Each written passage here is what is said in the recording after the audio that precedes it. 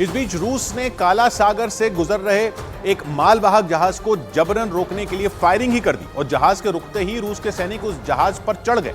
रूस ने पिछले महीने पूरी दुनिया को धमकी दी थी कि अगर किसी भी देश ने अपना पानी का जहाज यूक्रेन भेजा तो रूस उस देश को जंग का हिस्सा मान लेगा। और रूस ने दावा किया कि यह जहाज यूक्रेन ही जा रहा था और कई बार अपील करने के बाद भी नहीं रुका। और इसलिए रूस के जंगी जहाज को काला सागर से गुजर रहे उस मालवाहक जहाज को चेतावनी देने के लिए मजबूरन गोली चलानी पड़ी। रूस ने जुलाई में चेतावनी दी थी कि जो भी जहाज यूक्रेन जा रहा होगा रूस मान लेगा कि उसमें हथियार भरे हैं। इसलिए जब रूस ने इस जहाज को यूक्रेन जाते हुए देखा तो उसने पहले उसे रुकने को कहा और जब जहाज नहीं रुका तो रूस के जंगी जहाज ने वार्निंग शॉट चला दी। रूस ये चेक करना चाहता था कि उस जहाज में क्या माल है जिसे लेकर वो यूक्रेन जा रहा है। जैसे ही जहाज रुका रूस के सैनिकों का एक हेलीकॉप्टर उस पर उतरा और सैनिक जहाज में घुस गए। जब उन्हें पूरी तसल्ली हो गई तब उन्होंने जहाज को आगे बढ़ने दिया।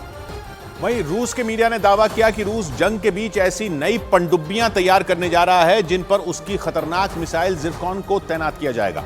रूस की जिरकॉन एक हाइपरसोनिक मिसाइल है जो बेहद खतरनाक मानी जाती है और रूस इन्हीं मिसाइलों को तैनात करने के लिए नई पनडुब्बियां तैयार करने में जुट गया। खबर के मुताबिक रूस एक नहीं बल्कि ऐसी कई आधुनिक पनडुब्बियां बनाने में जुटा है और इस खबर के सामने आने के बाद कहा जा रहा है कि यूक्रेन के साथ साथ उसकी मदद करने वाले देशों की भी चिंता बढ़ सकती है, क्योंकि रूस की जिरकॉन हाइपरसोनिक मिसाइल की रफ्तार 11,000 किलोमीटर प्रति घंटा है और इसकी रेंज 1,000 किलोमीटर तक है। इसकी एक और खासियत है कि यह पनडुब्बी युद्धपोत या जमीन तीनों जगहों से दागी जा सकती है।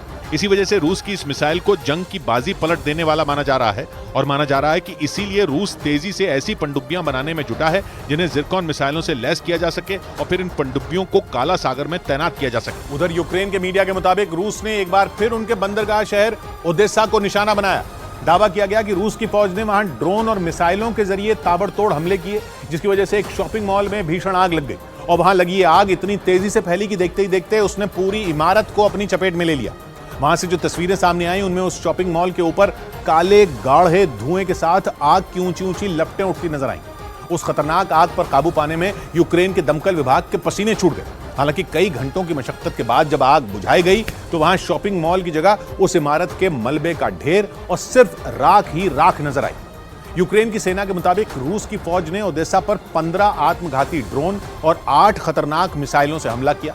हालांकि दावा किया गया कि रूस के ड्रोन और मिसाइल जैसे ही ओदेसा की सरहद में घुसे उन्हें यूक्रेन के सैनिकों ने एयर डिफेंस की मदद से हवा में ही तबाह कर दिया।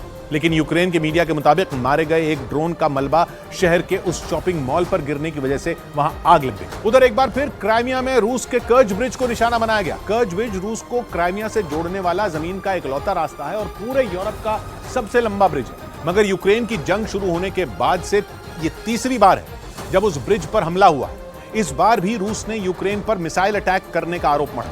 उसने बताया कि यूक्रेन ने 2 S-200 मिसाइलें कर्ज ब्रिज पर चलाई, लेकिन इसके साथ रूस ने यह दावा भी किया कि उसने यूक्रेन की साजिश को कामयाब नहीं होने दिया, क्योंकि इससे पहले कि दोनों S-200 मिसाइलें रूस के कर्ज ब्रिज पर फट पाती रूस के एयर डिफेंस सिस्टम ने उन्हें मार गिराया।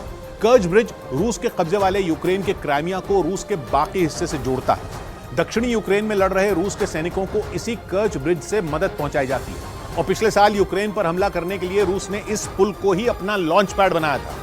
कर्ज ब्रिज क्राइमिया पर पुतिन के राज की निशानी है। 2014 में यूक्रेन के क्राइमिया पर कब्जा करने के बाद पुतिन ने पानी की तरह पैसा बहाकर यह ब्रिज बनवाया था, मगर 10 महीने के अंदर तीसरी बार उस ब्रिज पर हमला हो गया। सबसे पहली बार पिछले साल 8 अक्टूबर को कर्ज ब्रिज पर जोरदार धमाका हुआ था। फिर पिछले महीने 17 जुलाई को दूसरी बार कर्ज ब्रिज पर हमला हुआ और अब रूस ने तीसरी बार कर्ज ब्रिज पर अटैक होने का दावा किया।